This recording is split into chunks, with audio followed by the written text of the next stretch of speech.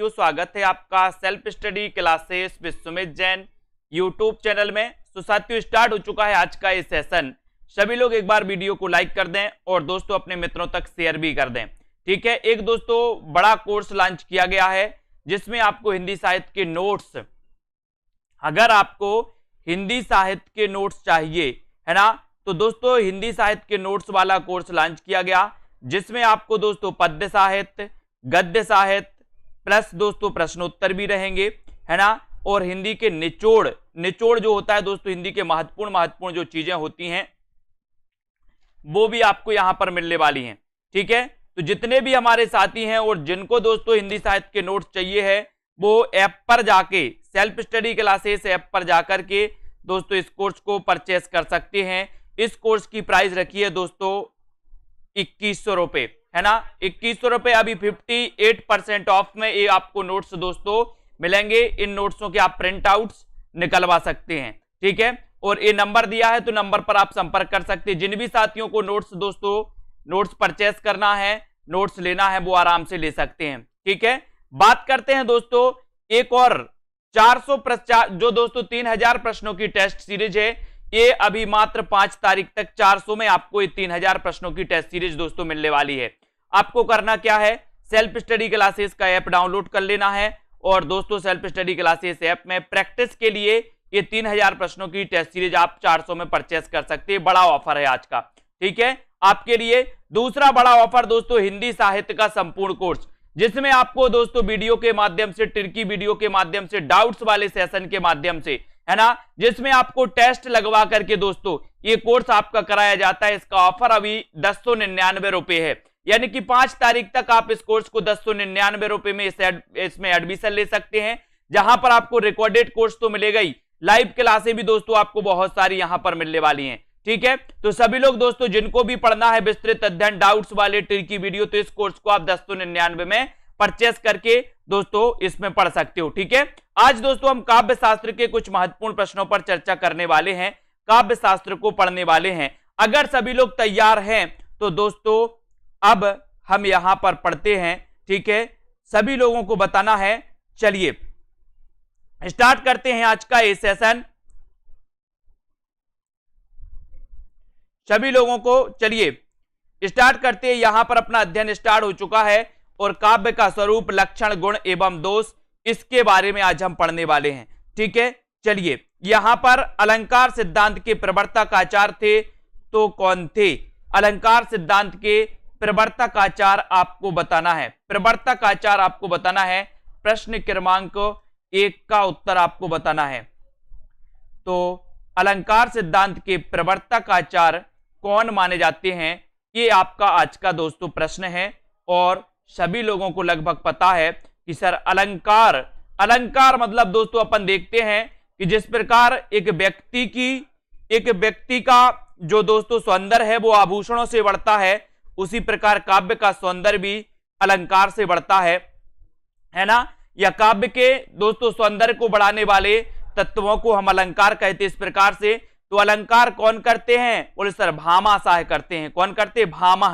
भामह करते हैं अलंकार। तो अलंकार संप्रदाय के प्रवर्तक भी कौन हो जाएंगे? भामह हो जाएंगे। यानी कि आपका उत्तर बी नंबर सही हो जाएगा। बी नंबर आपका भामह बिल्कुल सही है। अगला क्वेश्चन है दोस्तों, यहां पर देखते हैं। काव्य शास्त्रीय अलंकार सिद्धांत के प्रवर्तक आचार्य भामह अपने ग्रंथ काव्यालंकार, अब ये काव्यालंकार ग्रंथ भी आपको याद रख लेना। कभी कभी आपसे पूछा जाएगा कि काव्यालंकार ये ग्रंथ किसका है, तो आप क्या बताओगे? भामह का, है ना। इनको भी आपको याद रख लेना है दोस्तों। मैं मूल निहित वक्रतावादी दृष्टि का प्रबल समर्थन करते हुए अलंकार की इन्होंने निम्नलिखित परिभाषा दी है दोस्तों। वाच्याम वाक्यार्थ शब्दोक्ति अलंकाराय कल्पते, है ना। इस प्रकार से इन्होंने कहा था। आचार्य दंडी ने भी दोस्तों अपने काव्यादर्श नामक ग्रंथ में अलंकारों का व्यवस्थित वर्णन किया है। काव्यादर्श ग्रंथ किसका है? दंडी का है। ये भी अपन को याद रख लेना है। ठीक है, अब आगे बढ़ते हैं दोस्तों। यहां पर उद्भट्ट ने भी अलंकार विषय पर अलंकार सार संग्रह नामक ग्रंथ की रचना की थी दोस्तों इन्होंने। ठीक है, अगला क्वेश्चन आपसे पूछा जाता है, आपको बताना है काव्य के विशिष्ट तत्व के रूप में ध्वनि शब्द का सर्वप्रथम प्रयोग किसने किया था? ध्वनि शब्द का, दोस्तों आपने पढ़ा है, कई बार पढ़ा है कि सर ध्वनि संप्रदाय के जो प्रवर्तक माने जाते हैं वो माने जाते हैं कौन माने जाते हैं? आनंदवर्धन। कोई अच्छी सी ध्वनि अगर आपके कान में पहुंच जाए, ध्वनि अगर कान में पहुंच जाए तो आनंद आ जाता है, ध्वनि पहुंच जाए तो आनंद आ जाता है। तो यहां पर वो तो कहा गया है कि विशिष्ट तत्व के रूप में ध्वनि शब्द का सर्वप्रथम प्रयोग जो किया था वो किया था किसने? आनंदवर्धन ने। यानी कि आपका जो सी नंबर वो आपका बिल्कुल सही हो जाएगा। ध्वनि संप्रदाय के प्रवर्तक दोस्तों आनंदवर्धन माने जाते हैं और काव्य के विशिष्ट तत्व के रूप में ध्वनि शब्द का सर्वप्रथम प्रयोग आचार्य आनंदवर्धन ने किया। अपने ध्वन्यालोक नामक ग्रंथ में आचार्य आनंदवर्धन ने ध्वनि सिद्धांत का अत्यंत सूक्ष्म और सांगोपांग वर्णन करते हुए इसे वाक्य के सार्वभौम सिद्धांत के रूप में स्थापित किया और ध्वनि के विरुद्ध दोस्तों संभाव्य आपत्तियों का निराकरण करते हुए आनंदवर्धन ने काव्य के गुण, रीति, अलंकार सिद्धांतों का ध्वनि में समाहार किया। तो यहां पर एक क्वेश्चन आता है कि ध्वन्यालोक के रचनाकार कौन है? ध्वन्यालोक के रचनाकार कौन है? तब आपको बताना है आनंदवर्धन। लेकिन आपको एक क्वेश्चन है दोस्तों कि ध्वन्यालोक के टीकाकार कौन माने जाते हैं, ये भी आपको पता होनी चाहिए, है ना। ध्वन्यालोक किस तत्व से संबंधित ग्रंथ है? बहुत बढ़िया प्रश्न है। तीसरा आपका क्वेश्चन है तो आपको बताना है कि ध्वन्यालोक के रचनाकार कौन है? आनंदवर्धन। ध्वन्यालोक के रचनाकार कौन है? आनंदवर्धन।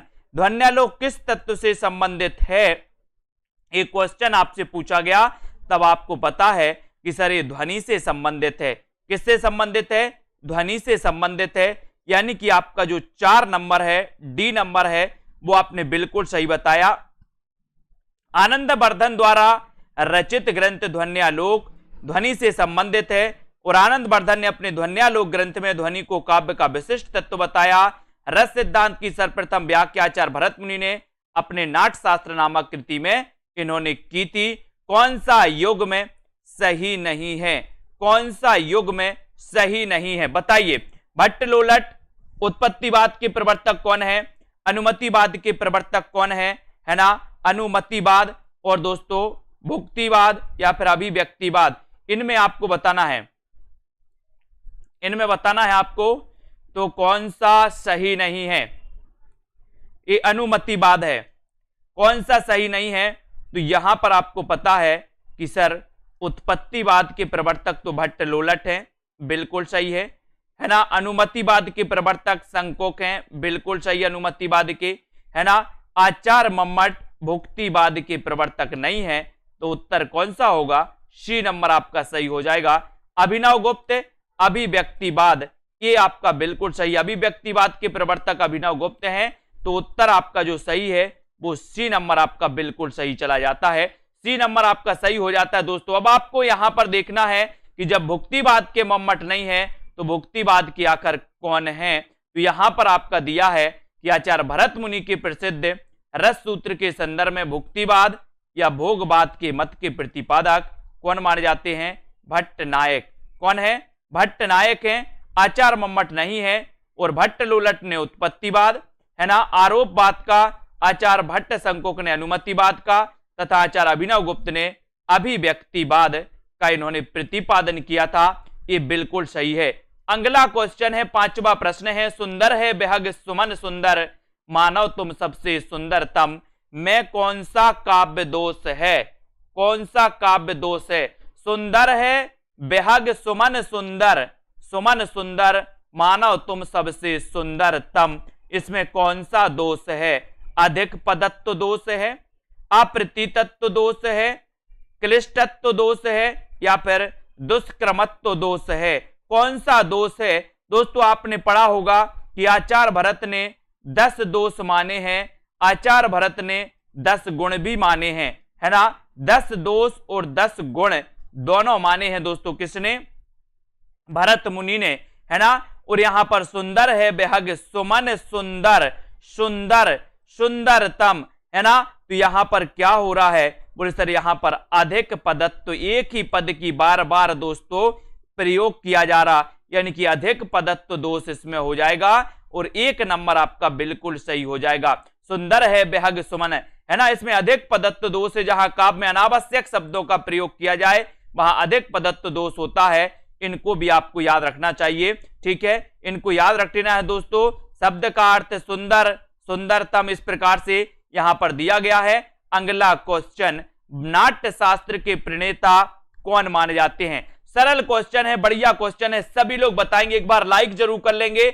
जिन भी साथियों को दोस्तों नोट्स चाहिए, जिन भी साथियों को दोस्तों नोट्स चाहिए है, वो नोट्स वाले एडमिशन ले सकते हैं। इस कोर्स का प्राइस दोस्तों, नोट्स का हिंदी साहित्य के पद्य और गद्य साहित्य, है ना, प्रश्नोत्तर, और दोस्तों हिंदी साहित्य का निचोड़, हिंदी साहित्य का निचोड़ जो आपकी परीक्षा में पूछा जाता है और पूछा गया है, वो पूरा टोटल मिला के 2100 रुपए में ये दोस्तों आपको मिलने वाला हिंदी साहित्य के नोट्स लॉन्च हो गया है कोर्स।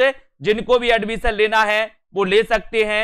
और जो दोस्तों नाट्य शास्त्र के प्रणेता, तो नाट्य शास्त्र के प्रणेता माने जाते हैं दोस्तों कौन? भरत मुनि। कौन माने जाते हैं? भरत मुनि माने जाते हैं। इनको याद रखना है।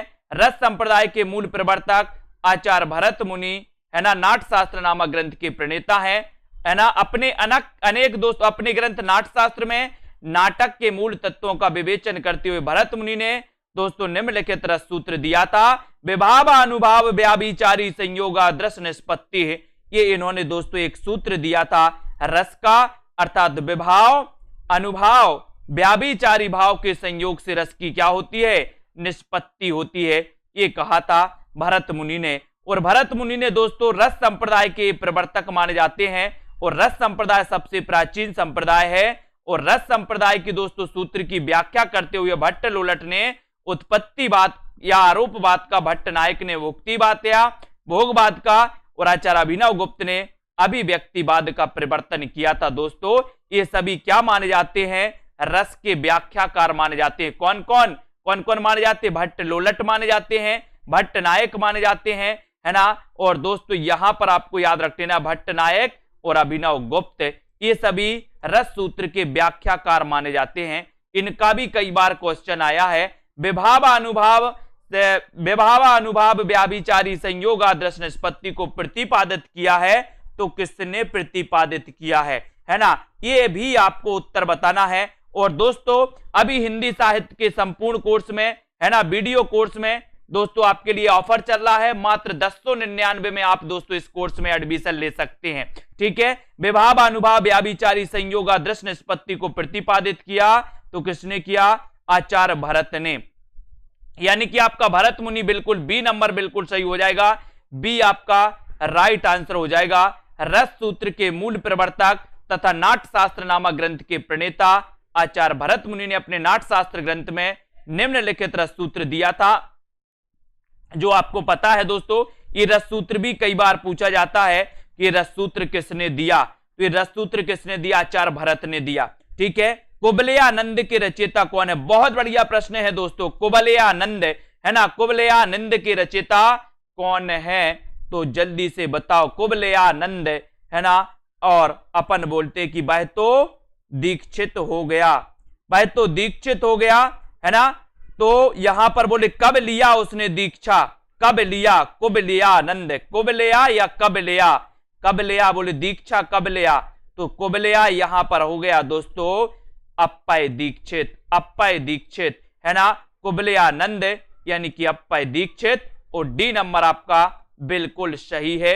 कुबलयानंद तथा चित्रमीमांसा नामक ग्रंथ की रचयिता अप्पय दीक्षित। अप्पय दीक्षित की रचना पूछी जाती है दोस्तों। चित्रमीमांसा आचार्य भामह द्वारा रचित ग्रंथ, है ना, काव्य अलंकार तथा आचार्य दंडी का काव्यादर्श है दोस्तों। और पंडित राज जगन्नाथ ने रस गंगाधर की रचना की थी, ये भी आपको याद रखना है।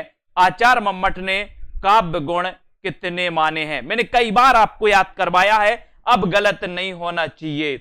मम्मट ने कितने काव्य गुण माने हैं? बताइए फटाफट से। मम्मट ने काव्य गुण कितने माने हैं? प्रश्न क्रमांक 9 में। एक बार वीडियो को लाइक जरूर करते रहिए, अपने मित्रों तक शेयर करते रहिए और दोस्तों इसी प्रकार अध्ययन करते रहिए। जिनको कोर्स में एडमिशन लेना है, जिनको दोस्तों हिंदी साहित्य क्लासेस, सेल्फ स्टडी क्लासेस के नोट्स दोस्तों अब प्राप्त करना है, वो कोर्स में एडमिशन लेकर के दोस्तों नोट्स भी प्राप्त कर सकते हैं। आचार्य मम्मट ने काव्य गुण माने हैं तो कितने माने हैं? बोले सर 3 माने हैं। कितने माने हैं? 3। 3 यानी कि आपका जो बी नंबर है 3 नंबर वो बिल्कुल सही हो जाएगा। 3 माने हैं। आचार्य मम्मट, आचार्य भामय, आचार्य आनंद वर्धन, हेमचंद्र, पंडित राज जगन्नाथ आदि आचार्यों ने काव्य के गुण कितने माने? 3 माने। जबकि भरत मुनि, दंडी ने काव्य की गुणों की संख्या कितनी मानी? 10 तथा आचार्य वामन ने दोस्तों 20 गुण बताए हैं। तो इस प्रकार से अलग अलग प्रकार के गुण भी आपको पता होनी चाहिए। नाकांतम अपि निर्भूषम विभाति बनिता मुखम, ये परिभाषा सभी लोग बताएंगे। मैंने बहुत अच्छे से ट्रिक से इस परिभाषा को याद करवाया था आपको। कैसे करवाया था? नाकांतम अपि निर्भूषम विभाति बनिता मुखम, ये अब आपको बताना है दोस्तों। जितनों ने भी पढ़ी है ये परिभाषा, जितनों को भी मैंने याद करवाई है, उनका गलत नहीं होना चाहिए। उनको अगर ट्रिक याद आ रही हो तो एक बार लिख देना कि सर ट्रिक याद आ गई हमें। नकांतम अपि निर्भूषम विभाति बनिता मुखम, यानी कि 10 का उत्तर आपको चयन करना है। वीडियो को एक बार लाइक कर देना, अपने मित्रों तक दोस्तों शेयर कर देना है, और आपका जो उत्तर सही हो जाएगा वो उत्तर क्या सही होगा? बोले सर उत्तर जो सही होगा चला जाएगा कहां पर? सी की तरफ चला जाएगा। यानी कि दोस्तों यहां पर क्या दिया है? भामह, और यहां पर दिया है दोस्तों बनिता मुखम। यानी कि उत्तर आपने टिक किया है क्या? सी नंबर। सी नंबर, तो सी आपका राइट आंसर है।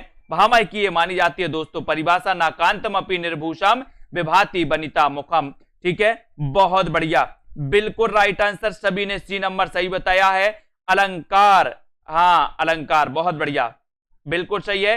अलंकार संप्रदाय के प्रवर्तक आचार्य भामह का अभिमत है कि नकांतम अपि निर्भूषम विभाति बनिता मुखम, अर्थात अलंकार विहीन कविता उसी प्रकार शोभायमान नहीं होती जिस प्रकार किसी कामनी का मुख आभूषणों के बिना शोभित नहीं होता। यह अलंकारवादी आचार्य है ना दंडी के अनुसार काव्य शोभाकारान धर्मान अलंकारान पृच्छते, काव्य के शोभाकारक धर्म अलंकार कहलाते हैं। और हिंदी कवि के आचार्य केशव दास ने कहा था कि भूषण बिनुना ब्राजई कविता बनिता मित्य, कविता बनिता मित्य, ये भी आपको याद रख लेना है। ठीक है, ये याद रखेंगे कि भूषण बिनुना ब्राजई कविता बनिता मित्य, है ना। अब दोस्तों यहां पर आता है आपका अगला क्वेश्चन है, शब्द की वह शक्ति जिससे वाच्यार्थ प्रकट होता है क्या कहलाती है? वाच्यार्थ दोस्तों प्रकट होता है। शब्द शक्ति भी आपको पढ़नी है प्रश्न क्रमांक 11 में, और शब्द की वह शक्ति जिससे वाच्यार्थ प्रकट होता है क्या कहलाती है? प्रश्न क्रमांक 11 का आपको आंसर बताना है। 11 में आपका बिल्कुल सही आंसर क्या हो जाएगा? क्या हो जाएगा 11 का आंसर? और उत्तर चला जाएगा दोस्तों, ये जो शब्द शक्ति है दोस्तों जिसमें वाच्यार्थ प्रकट होता है वो है अभिधा। कौन सी है? अभिधा सप्त शक्ति। अभिधा उत्तम काव्य है, मध्य लक्षणालीन, है ना। तो ये डी नंबर जिसमें वाच्यार्थ प्रकट होता है वो दोस्तों डी आपका बिल्कुल सही हो जाएगा, है ना। जिस शब्द शक्ति से वाच्यार्थ प्रकट होता है वह कहलाती है दोस्तों अभिधा। और शब्द को सुनने अथवा पढ़ने के पश्चात पाठक अथवा श्रोता को शब्द का जो लोक प्रसिद्ध अर्थ तत्क्षण ज्ञात होता है वह अर्थ शब्द की जिस सीमा तथा मालूम होता है उसे अभिधा शब्द शक्ति कहते हैं दोस्तों, है ना। इसको आपको याद रख लेना है। अगर आप कोई पंक्ति को पढ़ रहे, वाक्य को पढ़ रहे और आपको दोस्तों जो उसका अर्थ है वो तुरंत पता चल रहा है, यानी कि कौन सी शब्द शक्ति हो जाएगी, है ना। अब यहां पर आपको चिन्हित करना है, सही युग्म को चिन्हित करना है आपको। चिन्हित करिए, वैदर्भी, गौड़ी, पांचाली और गौड़ी दोस्तों, इनके गुण आपको बताना है कि इसमें कौन कौन से दोस्तों गुण पाए जाते हैं, सभी लोग बताएंगे। जल्दी से एक बार दोस्तों वीडियो को लाइक करके अपने मित्रों तक शेयर कर दीजिए। और जिन भी साथियों को एडमिशन लेना है, अभी बढ़िया ऑफर, सभी दोस्तों कोर्सेस में बढ़िया ऑफर हैं, चाहे वो टेस्ट सीरीज हो, चाहे हिंदी साहित्य संपूर्ण कोर्स हो, चाहे दोस्तों हिंदी साहित्य के नोट्स हो, है ना, सभी में ऑफर है। जिन भी साथियों को जिन भी कोर्स में एडमिशन लेना है सही युग में चिन्हित करना है, और युग में चिन्हित करना है तो उत्तर चला जाता है वैदर्भी, है ना। सही युग में चिन्हित करना है कि वैदर्भी माधुर गुण से संपन्न होती है, माधुर गुण इसमें विद्यमान होता है दोस्तों, है ना। रीतियों में वैदर्भी रीति का मूल आधार क्या है? माधुर गुण। इसके साथ इसमें सुकुमार वर्ण योजना होती है, जबकि गौड़ी रीति में ओज, एवं कांति गुण संपन्न होती है और इसमें माधुर गुण का भी पूर्ण अभाव होता है और पांचाली रीति माधुर एवं सुकुमार गुणों से संपन्न तथा छोटे समासों वाली रचना पांचाली रीति होती है। इसको भी अपन को याद रख लेना है। निरख सखी ये खंजन आए, फेरे उन मेरे रंजन ने, नयन इधर मन भाए। कौन सा गुण है, कौन सा गुण है बताइए। आपने पढ़े हैं कि सर आनंदवर्धन ने 3 प्रकार के गुण माने हैं। आनंदवर्धन जो कि ध्वनि संप्रदाय के प्रवर्तक माने जाते हैं, इन्होंने 3 प्रकार के गुण माने हैं, है ना। तो यहां पर आपको पता होनी चाहिए कि निरख सखी ये खंजन आए, फेरे उन मेरे रंजन ने, नयन इधर मन भाए। यानी कि यहां पर कौन सा गुण होगा, कौन सा गुण होगा, जल्दी से बताइए। वीडियो को एक बार लाइक करिए, अपने मित्रों तक शेयर करते रहिए। और उत्तर चला जाता है, बोले सर यहां पर अगर टिक लगाना है तो उत्तर लगा दो माधुर गुण। माधुर गुण यानी कि आपका जो बी नंबर है माधुर गुण वो बिल्कुल सही हो जाएगा, है ना। उपरोक्त पद में माधुर दोस्तों गुण है, क्योंकि उपरोक्त पंक्तियों में मधुर वर्ण शब्दों का प्रयोग किया गया। अपने कोमल कांत स्वरूप के कारण उपरोक्त पद वियोग विद्रित उर्मिला के मन की व्यथा को सांगोपांग ढंग से निरूपित किया गया और उसको व्यक्त करने के लिए कविवर मैथिली शरण गुप्त ने सुकुमार कोमल वर्णों का प्रयोग किया था। एक क्वेश्चन आपके लिए, मैथिली शरण गुप्त का जन्म कब हुआ था? मैथिली शरण गुप्त का जन्म कब हुआ था? मैथिली शरण गुप्त का जन्म कब हुआ था? जल्दी से फटाक से एक क्वेश्चन आपके लिए आया। मैथिली शरण गुप्त की बात आई है दोस्तों, इनका एक महाकाव्य साकेत बहुत ही प्रसिद्ध माना जाता है। और गुप्त जी का जन्म कब हुआ था, एक क्वेश्चन भी आपको लिखना है। गुप्त जी का जन्म कब हुआ था? मैथिली शरण गुप्त का जन्म कब माना जाता है, कब हुआ था इनका जन्म, वो भी आपको याद रखना है, वो भी आपको बताना है। देखते हैं सबसे पहले कौन बताता है, फिर बाद में बताना है आप प्रश्न क्रमांक 14 का उत्तर। लेकिन अभी तो आपको बताना है कि मैथिली शरण गुप्त का जन्म हुआ था दोस्तों कब? 1886 में। बिल्कुल सही आंसर आया है आपकी तरफ से, बहुत बढ़िया। चिरगांव जिला झांसी, है ना। काव्य का वह गुण जो चित्त में तेज और स्फूर्ति का संचार करता है, कौन सा गुण कहलाता है? कौन सा गुण कहलाता है? बोले सर वो गुण कहलाता है ओज। कौन सा गुण कहलाता है? ओज गुण कहलाता है।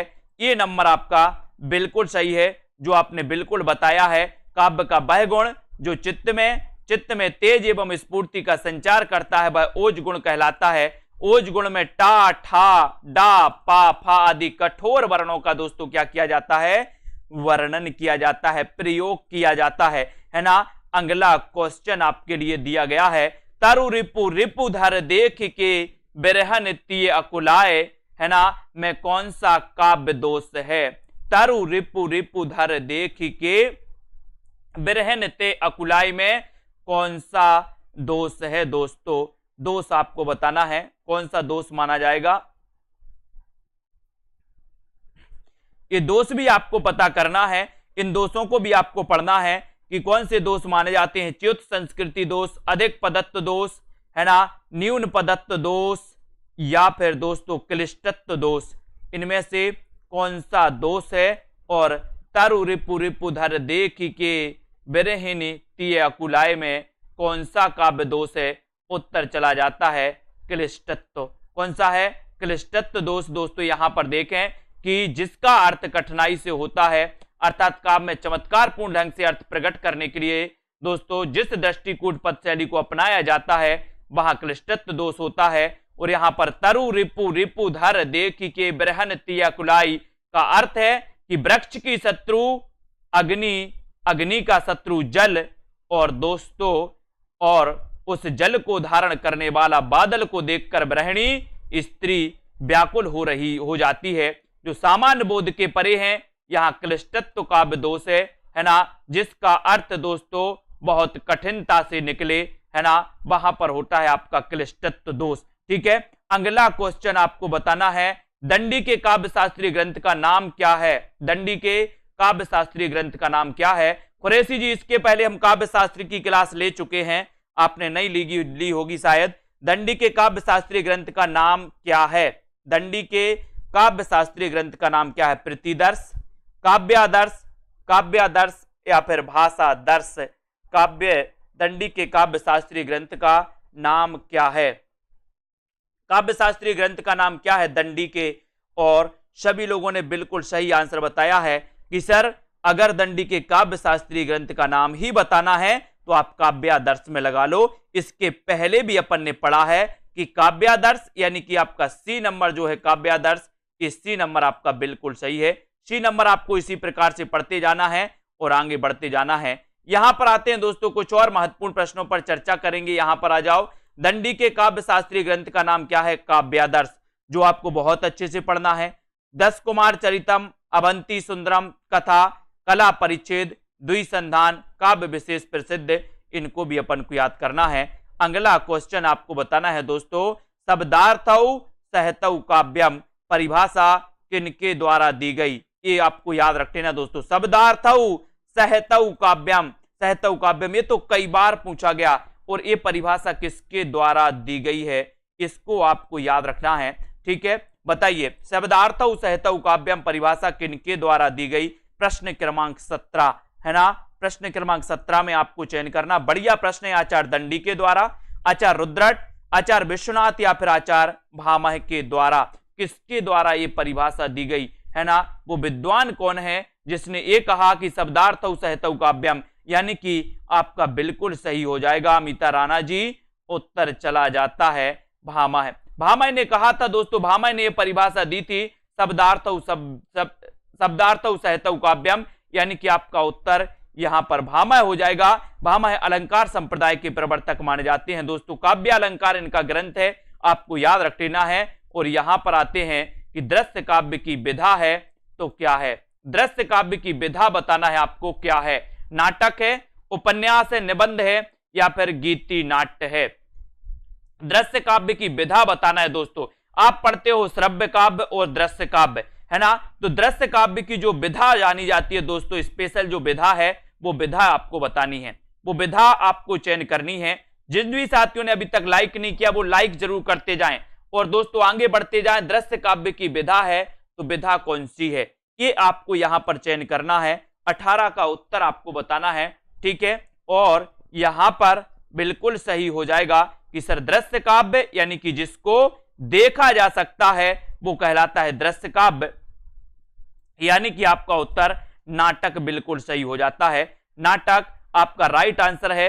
दृश्य काव्य दोस्तों की विधा नाट्य पर आधारित होती है क्योंकि इसमें प्रत्यक्ष दृष्टि से सामने दृश्यों का संयोजन होता है ना। रस सूत्र की अनुमतिवादी व्याख्या करने वाले जो आचार्य हैं वो कौन है दोस्तों? अनुमतिवादी व्याख्या करने वाले जो आचार्य कौन है वो आपको बताना है। या आप ये भी बता सकते हो कि अनुमतिवाद के प्रवर्तक कौन माने जाते हैं, ये भी आप बता सकते हो। तो रस सूत्र की अनुमतिवादी व्याख्या करने वाले जो आचार्य हैं या अनुमतिवाद के प्रवर्तक जो हैं वो कौन है? बताइए। प्रश्न क्रमांक 19 का आंसर आपको चयन करना। भट्टनायक, अभिनव गुप्त, भट्टलोल्लट या फिर दोस्तों शंकोक।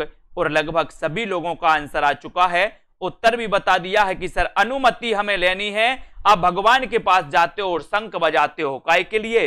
अनुमति लेते हो। भगवान हम पूजन कर रहे हैं, आपको उठा करके एक थाल में विराजमान कर रहे हैं और आपका अभिषेक कर रहे हैं, आप शंख बजाते हो, अनुमति लेते हो, लेते ना। तो हम अनुमति लेते हैं क्या बजा के? शंख बजा के। शंख बजा के तो अनुमतिवाद के शंकोक, अनुमतिवाद के शंकोक, है ना। भट्टलोल्लट का मत उत्पत्तिवाद या आरोपवाद कहा जाता है दोस्तों, इसे आरोपवाद भी कहा जाता है। आचार्य शंकोक का अनुमतिवाद, भट्टनायक का दोस्तों भुक्तिवाद या फिर इसे भोगवाद भी कहा जाता है। और अभिनव गुप्त का जो मत था वो मत था अभिव्यक्तिवाद। अभिव्यक्तिवाद, इनको भी अपन को पढ़ना है। अनुभावों के कितने भेद होते हैं दोस्तों? अनुभाव के कितने भेद होते हैं ये आपको बताना है। 2 होते हैं, 3 होते हैं, 6 होते हैं या फिर 4 होते हैं? जल्दी से आपको बताना है। बहुत बढ़िया आंसर है दोस्तों, अनुभाव आपको बताना है। और अनुभाव में आपने बताया है कि सर इसका सही जो उत्तर है वो कौन सा है? अनुभाव के कितने भेद होते हैं?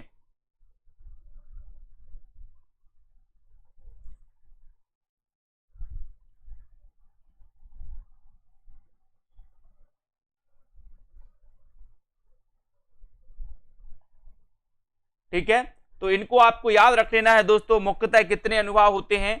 एक तो कायक होते हैं, सात्विक होते हैं, कायक और सात्विक, है ना, इनको आपको याद रखना है।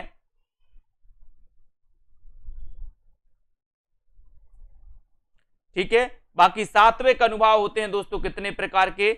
8 प्रकार के। सात्विक अनुभाव कितने प्रकार के होते हैं? इनको भी अपन को याद रखना है। ठीक है,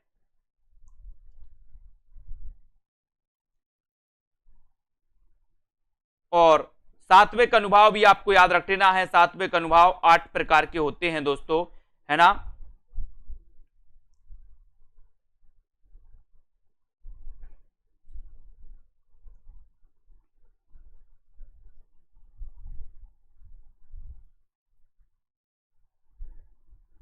इस प्रकार से आपको याद करना है दोस्तों, है ना।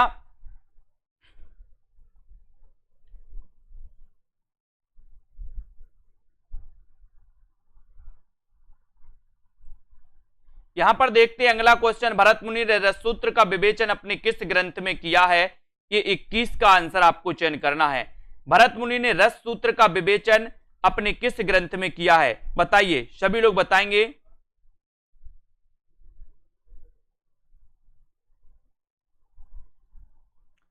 रस सूत्र का विवेचन अपने किस ग्रंथ में इन्होंने किया है? कमेंट में आपको याद रख लेना है दोस्तों।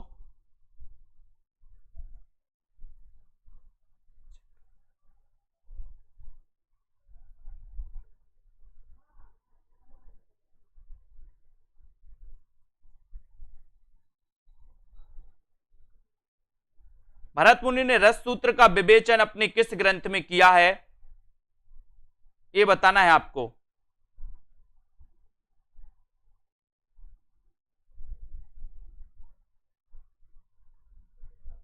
और बढ़िया क्वेश्चन है दोस्तों। यहां पर रस सूत्र का जो विवेचन किया है इन्होंने, वो किया है नाट्य शास्त्र में।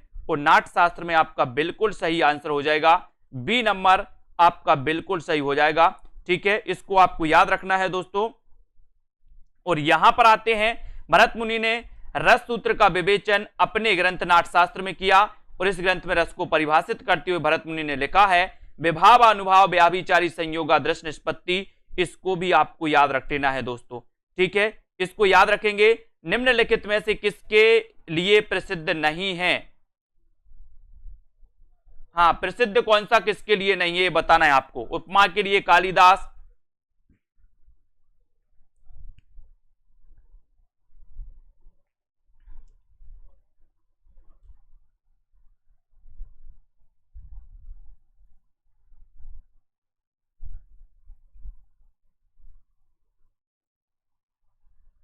तो बताना है आपको कौन सा किसके लिए प्रसिद्ध नहीं है। अच्छा क्वेश्चन है यहां पर, अच्छा बताना है आपको कौन सा किसके लिए प्रसिद्ध नहीं है। बताइए। उपमा के लिए कालिदास, ये तो प्रसिद्ध है। करुण के लिए भवभूति, है ना, ये भी प्रसिद्ध है। अलंकार के लिए भामा भी प्रसिद्ध है। तो कौन नहीं है प्रसिद्ध फिर? 22 का उत्तर, और 22 का उत्तर आपका डी नंबर सही हो जाएगा कि जो वक्रोक्ति के लिए क्षेमेंद्र, वक्रोक्ति के लिए क्षेमेंद्र ये नहीं है। ये तो बोले सर वक्रोक्ति के लिए ये क्षेमेंद्र काय के लिए प्रसिद्ध हैं? बताइए, क्षेमेंद्र किसके लिए प्रसिद्ध हैं ये भी आपको बताना है। वक्रोक्ति के लिए क्षेमेंद्र नहीं है। वक्रोक्ति के लिए तो आपको याद रख लेना है, इनको आपको याद रख लेना। तो वक्रोक्ति के लिए दोस्तों आपको याद रख लेना है। ठीक है, ये वक्रोक्ति के कुंतक माने जाते, कुंतक, है ना। और क्षेमेंद्र माने जाते दोस्तों औचित्य संप्रदाय। औचित्य संप्रदाय के प्रवर्तक कौन माने जाते हैं? कुंतक माने जाते हैं। मूल रूप से जो अनुभाव होते हैं दोस्तों, मूल रूप से 2 होते हैं। बाकी वैसे अगर माने तो वैसे कैसे होते हैं? 4 होते हैं। ठीक है, यहां पर उत्तर लिया गया है कि मूल रूप से जो अनुभाव होते हैं वो कितने होते हैं? 2 होते हैं। और इन्होंने बताया कि कायक और दोस्तों सात्विक, ये मुख्यतः 2 प्रकार के अनुभाव होते हैं। बाकी वैसे दोस्तों अगर माने तो 4 प्रकार के दोस्तों माने जाते हैं। इनको भी अपन को याद रख लेना है। और वक्रोक्ति के आपको पता ही है कि वक्रोक्ति के कुंतक है, और क्षेमेंद्र औचित्य संप्रदाय के माने जाते हैं। यहां पर आते हैं, अगला क्वेश्चन देखते हैं। यहां पर देखो, वक्रोक्ति के लिए क्षेमेंद्र नहीं, कुंतक वक्रोक्ति के लिए प्रसिद्ध हैं दोस्तों, है ना। कुंतक कश्मीर के निवासी थे, तथा इन्हें वक्रोक्ति संप्रदाय का प्रवर्तक माना जाता है। इनको भी अपन को याद रख लेना है। अगला क्वेश्चन आपके लिए दिया जा रहा है, जल्दी से बताइए। अगला क्वेश्चन सभी लोग आंसर बताएंगे, उत्तर क्या हो जाएगा।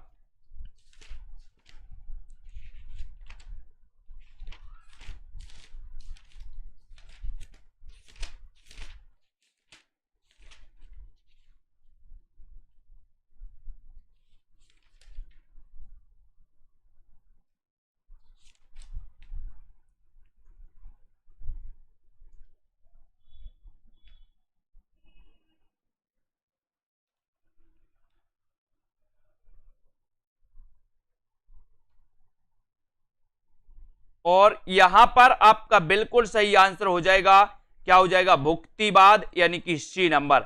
सी नंबर आपका बिल्कुल सही हो जाएगा, है ना।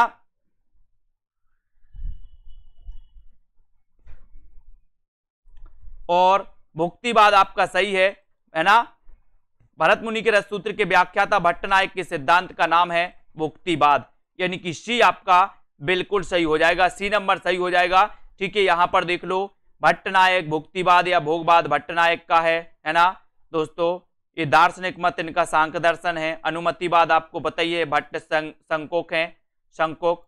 उत्पत्तिवाद के भट्ट लोलट हैं। अभिव्यक्तिवाद के अभिनव गुप्त हैं, ये भी पता ही है। ठीक है, वक्रोक्ति सिद्धांत के प्रवर्तक आचार्य कौन है। वक्रोक्ति सिद्धांत के प्रवर्तक आचार्य कौन माने जाते हैं। वक्रोक्ति सिद्धांत के प्रवर्तक आचार्य 24 का आंसर।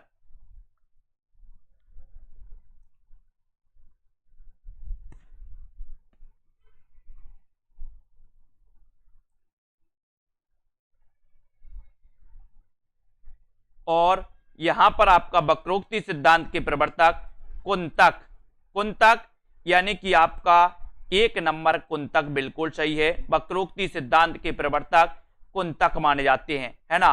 वक्रोक्ति कांतक, है ना, कांतक। तो वक्रोक्ति आचार्य कुंतक, ध्वनि संप्रदाय आनंदवर्धन, अलंकार संप्रदाय भामा है ना। विश्वनाथ रसवादी आचार्य हैं। और भारत के रस सिद्धांत के दोस्तों प्रमुख क्या माने जाते हैं, व्याख्याकार विश्वनाथ भी माने जाते हैं, विश्वनाथ भी माने जाते हैं।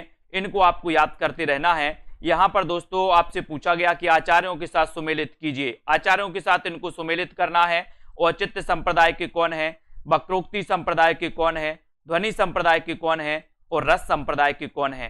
तो सभी को पता है, बोले औचित्य तो क्षमा करने में है, तो क्षेमेंद्र। औचित्य काय में है, क्षमा करने में है, तो क्षेमेंद्र। जो हम वक्र रहे हैं वो आपके कांतक जा रहा है, वक्रो और कांतक, तो कुंतक, कुंतक है ना। ध्वनि, ध्वनि के आनंदवर्धन, है ना। रस संप्रदाय के भरत मुनि, इनको याद रख लेना। और ये अलंकार संप्रदाय आपका बिल्कुल सही हो जाएगा। ठीक है, इसको आपको याद रख लेना है।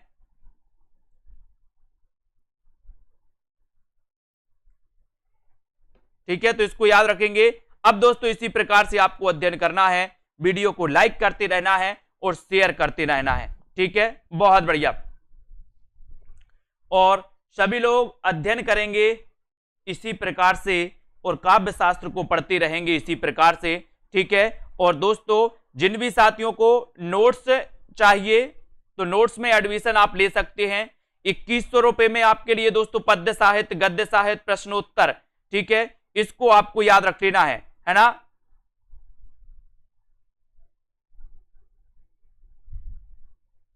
ठीक है, तो प्रश्नोत्तर और हिंदी निचोड़, इसको भी आपको याद रख लेना है। और दोस्तों इसको आपको अध्ययन करते रहना है। और यहां पर आते हैं दोस्तों कि ये 400 रुपए में आप इसको टेस्ट सीरीज को परचेस कर सकते हैं, इसको बढ़ सकते हैं। ठीक है, इनको याद रखेंगे। आज ही डाउनलोड आपको करना है सेल्फ स्टडी क्लासेस का ऐप। सेल्फ स्टडी क्लासेस का ऐप डाउनलोड करके आप अध्ययन कर सकते हैं और आगे बढ़ सकते हैं दोस्तों, है ना। और दोस्तों जिन भी साथियों को कोर्स में एडमिशन लेना है हिंदी साहित्य के, वो ए वाला कोर्स आप ले सकते हैं, सेल्फ स्टडी क्लासेस आप पढ़ सकते हैं। ठीक है, और ये 1099 पे आप दोस्तों हिंदी साहित्य को कवर कर सकते हैं, हिंदी साहित्य बहुत अच्छे से अध्ययन कर सकते हैं। ठीक है, इसको आपको बहुत अच्छे से पढ़ना है। ठीक है ना, पढ़ते रहना है। और उत्तर आपको दोस्तों इसी प्रकार से पढ़ना है। ठीक है,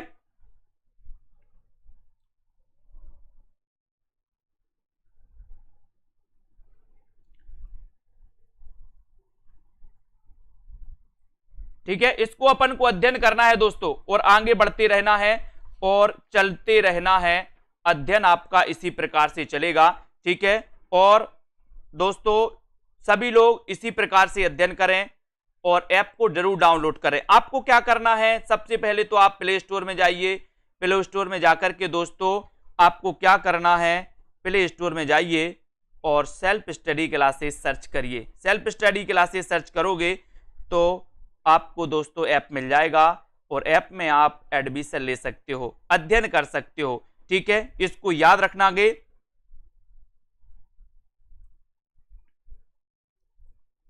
है ना। और जितने भी हमारे साथी हैं दोस्तों, वीडियो को लाइक जरूर किया करें और शेयर भी अपन को करना है, ठीक है।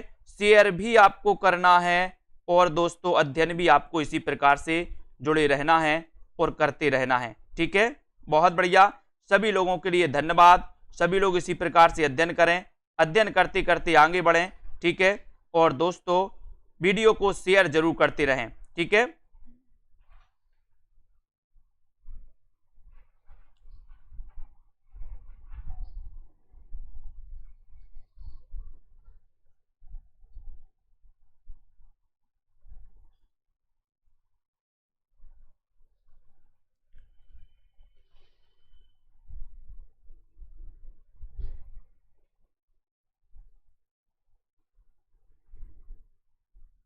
और दोस्तों आज के इस वीडियो के लिए बस इतना ही। जय हिंद।